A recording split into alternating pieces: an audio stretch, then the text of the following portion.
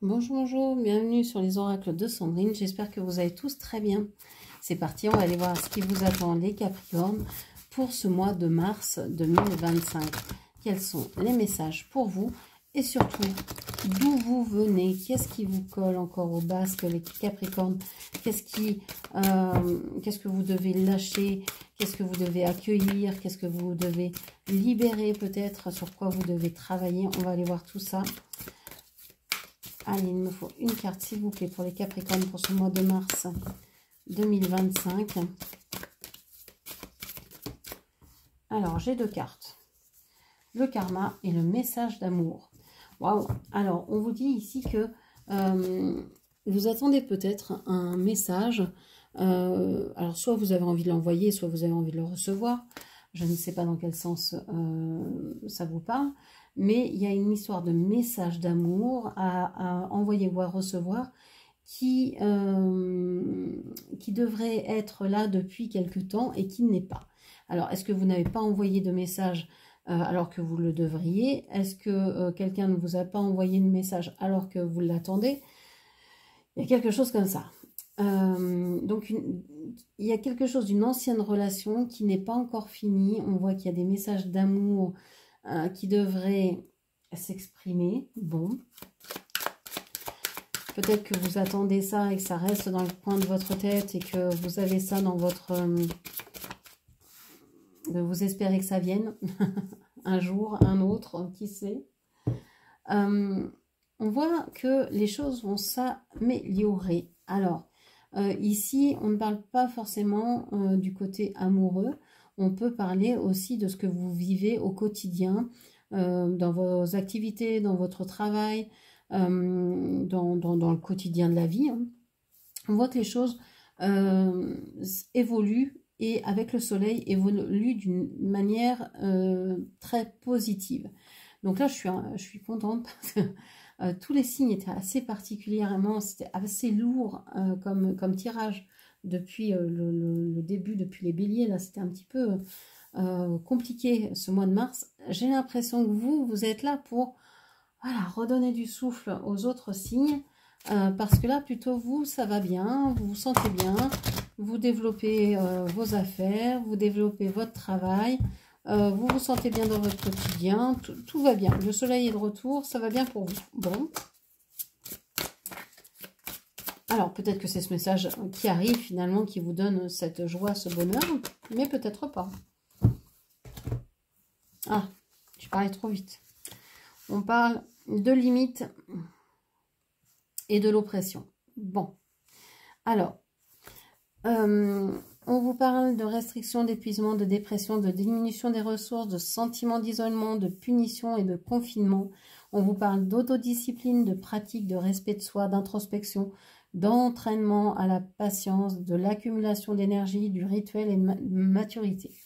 Alors, moi, ce que je comprends ici, c'est que vous êtes dans une certaine élévation, dans une certaine progression, mais vous ressentez que la vie vous oppresse, vous met des limites, etc.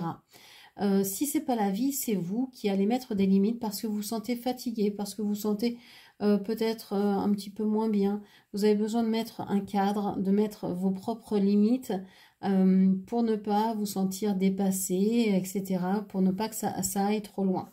Donc, vous allez vous sentir peut-être même un peu enfermé, un petit peu prisonnier, prisonnière de votre corps, de votre de vos ressentis aussi. Peut-être vous avez peut-être énormément de ressentis et vous êtes peut-être justement trop dans vos ressentis, trop dans votre corps et vous n'êtes pas assez dans vos pensées. Ça peut être ça aussi. Un corps qui fait mal peut couper toute envie de réfléchir ou de à ce qu'on veut faire, etc. etc. Donc, il y a peut-être un excès ici de sensations et d'enfermement, en fait, quelque part, de douleur. Ok, bon.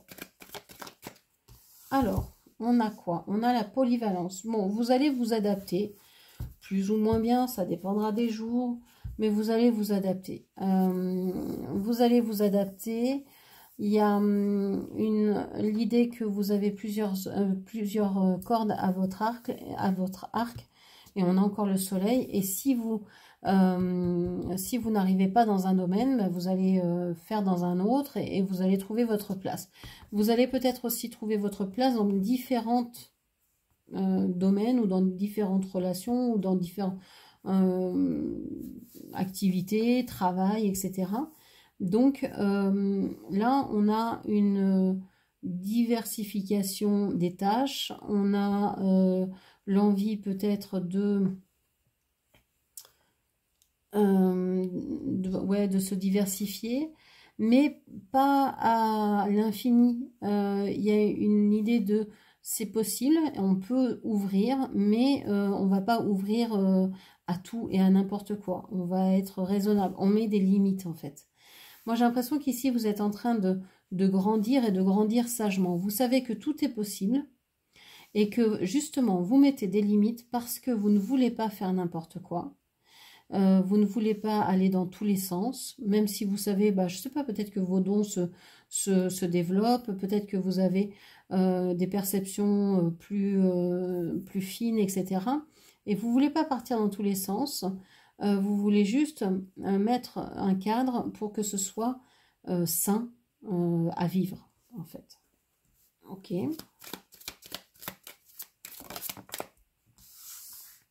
On vous parle d'apaisement. Les choses s'apaisent, se calment, redeviennent... oui, vous les vivez dans la paix. En fait, ici, vous êtes en train d'aimer ce que vous aimez. Vous l'aimez, mais paisiblement. Il n'y a pas de passion dévorante.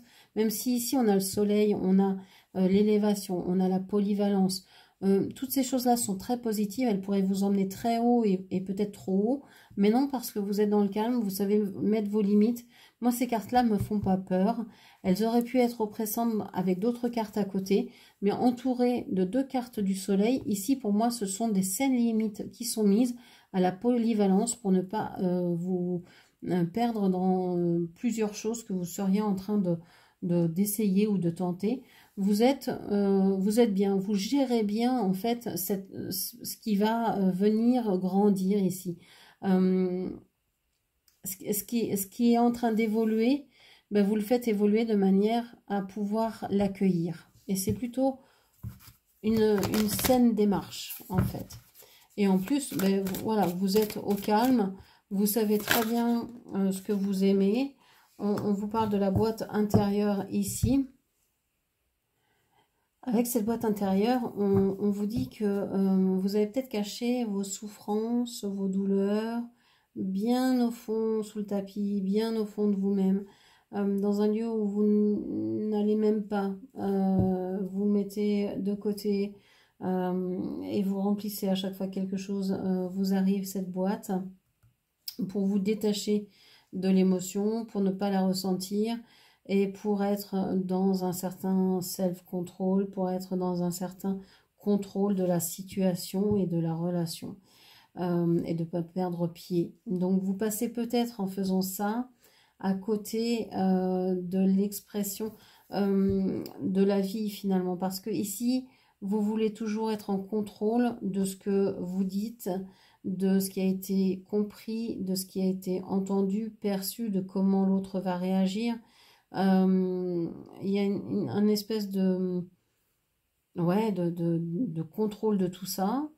Et vous ne voulez absolument pas de conflit, vous voulez vivre votre truc paisiblement, donc vous refusez tout ce qui peut vous atteindre. Mais en refusant, ça vous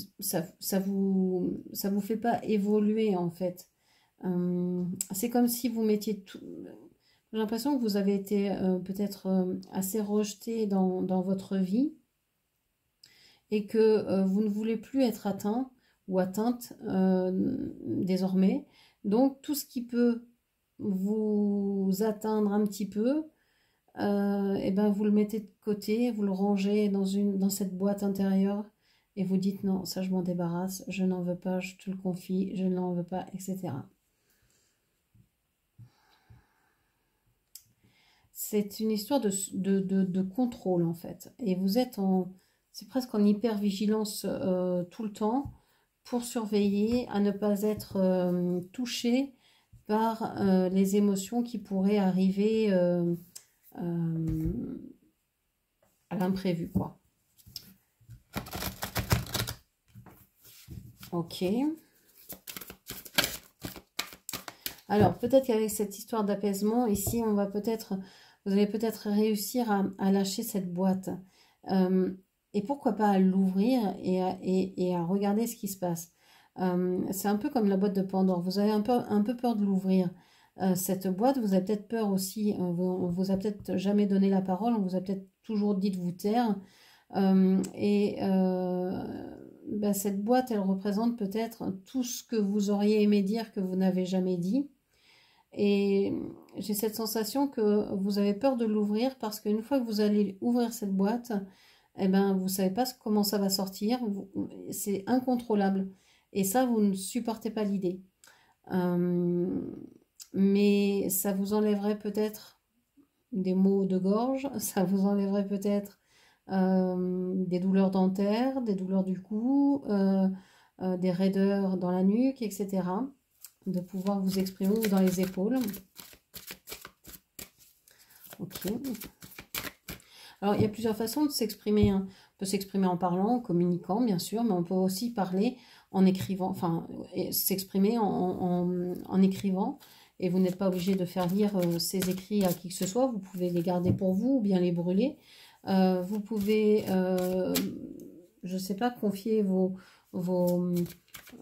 pensées, les exprimer et les confier à quelque chose à l'extérieur de vous, hein, à une pierre ou un doudou, un coussin, ce que vous voulez, etc., etc. Vous pouvez vous trouver comme ça plein d'astuces pour pouvoir exprimer ce que vous avez à l'intérieur, hein. On vous parle ici du corbeau, de la magie, des coïncidences et des synchronicités.